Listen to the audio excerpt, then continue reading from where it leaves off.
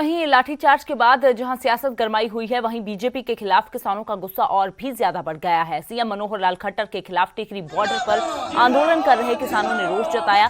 किसानों ने मुख्यमंत्री के खिलाफ जमकर नारेबाजी की। प्रदर्शनकारियों के मुताबिक आंदोलन करने वाले किसान किसी राजनीतिक पार्टी से संबंधित नहीं है। पंजाब के मुख्यमंत्री के खिलाफ भी आंदोलनकारी किसानों ने खूब प्रदर्शन किए हैं। ऐसे में कैसे आंदोलनकारी किसानों को पंजाब के मुख्यमंत्री का समर्थन हो सकता है? किसानों का कहना है कि सरकार उनकी मांगे जल्द मान लेती है तो वो खुद अपने घर चले जाएंगे।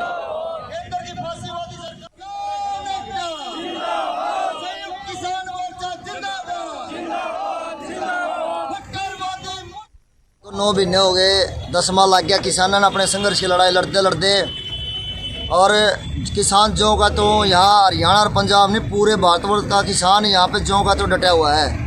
इनको तो बनने चाहिए कुछ ना कोई अंडरस्टैंड बोलना ही नहीं। उन्हें पता 15 अगस्त कौन सी है, रिपब्लिक डे किसी ने कहा रहे भाई, 15 अगस्त किसी ने कहा रहे हैं, ये बात करें हैं। और रही बात ये कह रहे कांग्रेस वाले भड़का रहे हैं, वो भड़का रहे हैं। भाई आप मौका क्यों दे रहे हो? जो हमारी मांगे MSP की कानूनी गारंटी बनाओ, काले कानून रद्द करो, बिजली का जो बिल है उसको जो अमेंडमेंट का उसको ठीक करो। भाई हम चले जाएंगे यहाँ से, आप क्यों बगावे मारे हो किसी के? तो करनाल लाठीचार्ज पर सियासी बवाल भी जारी है। करनाल में यूथ कांग्रेस ने सीएम आवास का घेराव करने की कोशिश की, लेकिन बड़ी तादाद में पुलिस बल पहले से ही मौजूद था। बैरिकेड्स लगाए गए और प्रदर्शनकारियों को रोक लिया गया। पुलिस और यूथ कांग्रेसी कार्यकर्ताओं के बीच झड़प भी हुई। इसके बाद कार्यकर्ताओं ने तहसीलदार को सीएम के नाम ज्ञापन सौंपा और दोषी अफसरों के खिलाफ कार्रवाई की मांग की है। के इशारे पर अंधाधुंध उन पर लाठियां बांधी जाती है और इस कदर उन पर लाठियां पुलिस द्वारा बांधी गई कि उनमें से कई किसानों के नाक की हड्डियां और कईयों के सर फाड़ दिए गए। और बड़ी शर्म की बात है कि उसी दिन घरोंडा में हमारे एक किसान साथी की पुलिस की लाठियों की वजह से वो किसान हमारा साथी शहीद हो गया। आज ये सरकार घमंड के नशे में चूर है। लगातार किसान इसके खिलाफ आवाज उठा रहे हैं, पर जगह जगह प्रदेश में उनकी आवाज दबाने का काम इस घमंडी मुख्यमंत्री मनोहर लाल खट्टर द्वारा नरेंद्र मोदी के इशारे पर किया जाता है। तो वहीं बात करते हैं अब जलियांवाला बाग की, जहां नवीनीकरण को लेकर सियासत गरमा गई है। कांग्रेसी सांसद राहुल गांधी और पूरी पार्टी इसके रेनोवेशन को लेकर मोदी सरकार पर हमले कर रही है। तो वहीं पंजाब के मुख्यमंत्री कैप्टन अमरिंदर सिंह ने उनकी किरकिरी ही करवा दी। दरअसल हुआ यूं कि कैप्टन अमरिंदर सिंह ने इस मामले पर केंद्र सरकार को क्लीन चिट दे दी और उन्होंने कहा कि उद्घाटन कार्यक्रम में वे थे और मेरे हिसाब से जलियांवाला बाग रेनोवेशन बहुत बढ़िया है, वो अच्छा लग रहा था।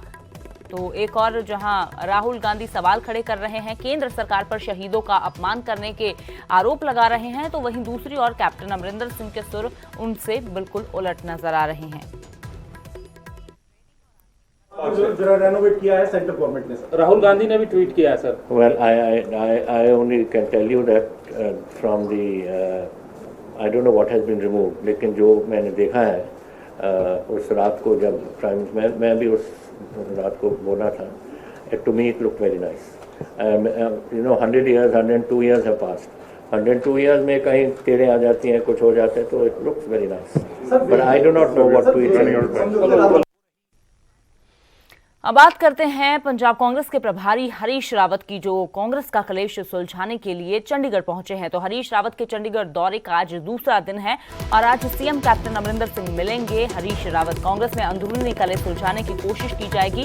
कल नवजोत सिंह सिद्धू से मुलाकात हरीश रावत की ओर से की गई थी। नवजोत सिंह सिद्धू के साथ और भी कुछ लीडर, जिनमें कुलजीत नागरा, प्रगट सिंह मौजूद थे, उनके साथ हरीश रावत की मुलाकात हुई है। और उसके बाद अब बारी कैप्टन अमरिंदर सिंह की है। दोनों ही लीडरों से अलग अलग मुलाकात हरीश रावत की ओर से की जाएगी और उसके बाद कोशिश की जाएगी कि हालातों को ठीक करने की कवायद शुरू की जाए, क्योंकि इलेक्शन में ज्यादा समय नहीं बचा है। तो ऐसे में जिस तरह की कलह हर रोज कांग्रेस में देखने को मिल रही है, जैसे विरोध कैप्टन अमरिंदर सिंह का हो रहा है, इसको कैसे शांत किया जाए, ये अब कोशिश हरीश रावत की ओर से की जाएगी। तो आप तस्वीरें देख सकते हैं, ये कल रात की तस्वीरें जब मुलाकात हुई थी सिद्धू खेमे के साथ। तो इसमें नवजोत सिंह सिद्धू के साथ कुलजीत नागरा, जो कार्यकारी प्रधान नियुक्त किए गए हैं, इसके साथ ही प्रगट सिंह परगट सिंह के साथ मुलाकात। परगट सिंह जिन्होंने हाल ही में हरीश रावत के उस ऐलान पर सवाल खड़े किए थे जिसमें हरीश रावत ने कैप्टन अमरिंदर सिंह को 2022 का कैप्टन बताया था। तो ऐसे में परगट सिंह की नाराजगी और परगट सिंह के सवालों पर भी उनसे बातचीत हुई है। तो नवजोत सिंह सिद्धू के साथ मुलाकात हुई है, आज कैप्टन अमरिंदर सिंह के साथ मुलाकात होगी। संगठन का ढांचा बनना है, संगठन का ढांचा बनना है, काम का बंटवारा होना है और संगठन का ढांचा नीचे तक बनना है। चुनाव नज़दीक हैं, चुनाव की दस्तक नज़दीक है, तो चुनाव को लेकर के भी कुछ कमेटियां आदि बननी हैं। तो मेरा दायित्व था कि मैं ऑनरेबल पीसीसी प्रेसिडेंट से और उनकी टीम से, और हमारे 5 प्यारे हैं, 5 लोग हैं, तो उनसे वो राय परामर्श करूँ। और सिद्धू साहब ने मैं बड़ा आभारी हूँ, उन्होंने कहा है कि अगले 15 दिन में ये करीब करीब सारी प्रोसेस को गियर अप कर देंगे और सब प्रारंभ करेंगे। रावत साहब जो वायदे पंजाब सरकार के बनते हैं पूरा करने के लिए, कैप्टन अमरिंदर सिंह ने आज कहा कि 90% पूरे कर दिए हैं हमने। मैंने वो स्टेटमेंट देखा है, मैं जानकारी दूंगा और हमारे खुशी की बात है यदि उन्होंने 90% कर दी है और कुछ कम रह गए होंगे, यदि उस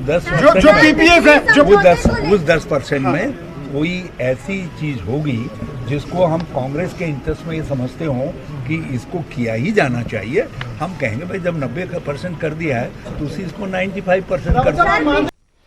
और अब बात करते हैं हिसार की, जहां आवारा पशुओं का आतंक आए दिन बढ़ता जा रहा है। ताजा मामला जवाहर नगर से सामने आया है, जहां सड़क पर एक गाय ने 85 वर्षीय बुजुर्ग को सींगों पर उठाकर पटक दिया, जिससे बुजुर्ग की मौत हो गई। घटना पास लगे एक सीसीटीवी में कैद हुई है। जवाहर नगर के सुंदरदास सचदेवा सुबह करीब 7 बजे गली नंबर 3 के पास बने एक मंदिर में पूजा के लिए गए थे। सीसीटीवी में दिख रहा है कि जैसे ही वे गली के नुक्कड़ पर पहुंचे तो एक गाय उनके सामने से आ रही थी।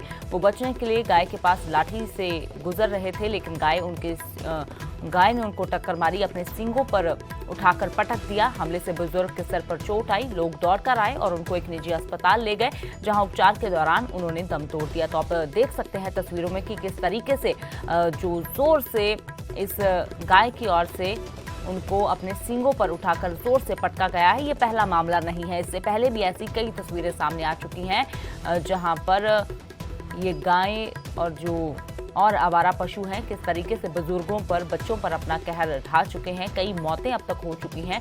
अब लोग प्रशासन से, नगर निगम से अपील कर रहे हैं कि आवारा पशुओं की समस्या से उनको निजात दिलाई जाए। और अब बात करते हैं सिरसा की, जहां पुलिस कर्मचारी ही सुरक्षित नहीं नजर आ रहे। जहां सिरसा के हुड्डा क्षेत्र में महिला थाने में तैनात महिला पुलिसकर्मी के साथ स्नैचिंग हुई है। बाइक सवार 2 युवक महिला पुलिसकर्मी की चेन छीनकर फरार हो गए। स्नैचिंग की ये घटना वहां लगे एक सीसीटीवी में कैद हो गई। बता दें कि इससे पहले भी शहर में स्नैचिंग की कई वारदातें हो चुकी हैं।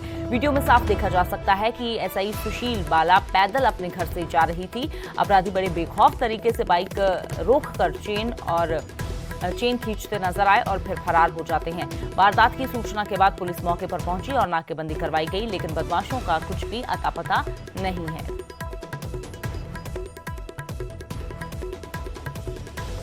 और अब खबर पलवल से, जहां के रायदासका गांव में एक 21 वर्षीय विवाहिता की संदिग्ध परिस्थितियों में मौत का मामला सामने आया है।